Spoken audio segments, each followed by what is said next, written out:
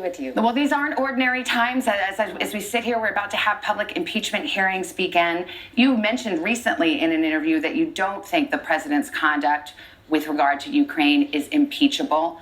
Have you made up your mind? You know, I have made up my mind. I mean, impeachment is literally the worst punishment you can do to a public official. And here you've got a situation where there was no investigation and the aid flowed as it was supposed to. So when you look at that situation, it's hard to see where impeachment would qualify for that. Can I stop you right there? Because that, I mean, with all due respect, to borrow a phrase, that doesn't seem like much of a defense of the president, that he might have tried to do those things, but it didn't work out. So it's all okay. I mean, impeachment is serious. It's the most serious thing you can do to a president. The other side of this is we are less than a year away from the election. Instead, let the people decide. Let them hear the testimony, that's fine, but let them decide. It's serious, no question about it.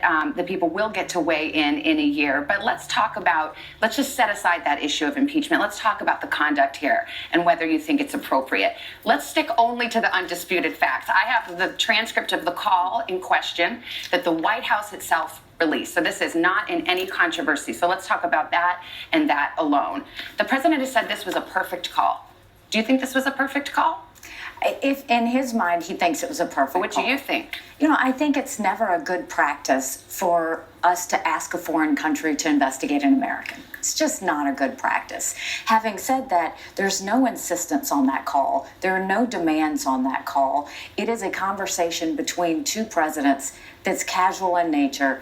And, you know, it's just hard to find anywhere that the president of Ukraine would have thought funds were being held and that he had to do this. Well, I mean, as a backdrop, and you among all people know how important these funds are to Ukraine. You were one of the leading voices on behalf of Ukraine against Russian aggression. They always know that the funding of their military is hanging over their heads, do they not? But they also know that President Trump has been very strong for Ukraine by giving anti-tank missiles, by going against Russia, holding the sanctions, expelling the aid was diplomats. on hold at that moment. The aid did go on hold. It eventually was released. You know, you can have those hypotheticals. It was released. That's a fact. The aid was held up. That is not a hypothetical, right? Was the aid released? It was. Okay. You know, one of the things when we talk about the call, and you said, you know, I think I won't put words in your mouth. I think you said it's really not advisable to have someone asking, a president asking for a political favor like that, asking for an investigation into an American citizen. You know, I went back, actually looked at your resignation letter, and you said, through it all, we were always placing America first.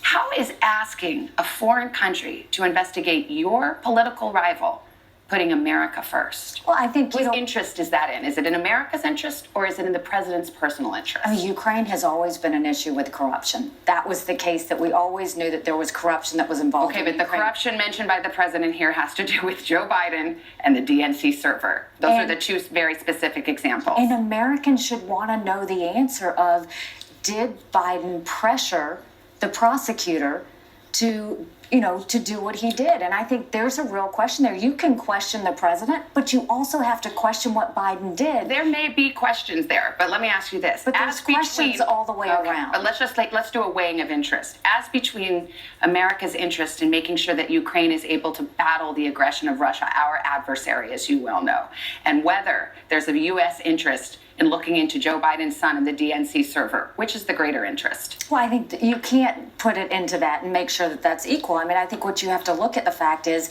we should ask, was Biden's position abused? The same way you're looking at the president, you have to look at Biden. And not only that, Savanna, President Trump was so strong on Ukraine. He had stronger policy on Ukraine than President Obama did. So this was a strong relationship. The Ukrainian ambassador was one of my closest allies on the Security Council. Let's talk about another explosive story that you have in your book, where you talk about how then Chief of Staff John Kelly and Rex Tillerson, then the Secretary of State, came to you at one point and pulled you aside and said they were trying to, quote, save the country and actively working to resist the president.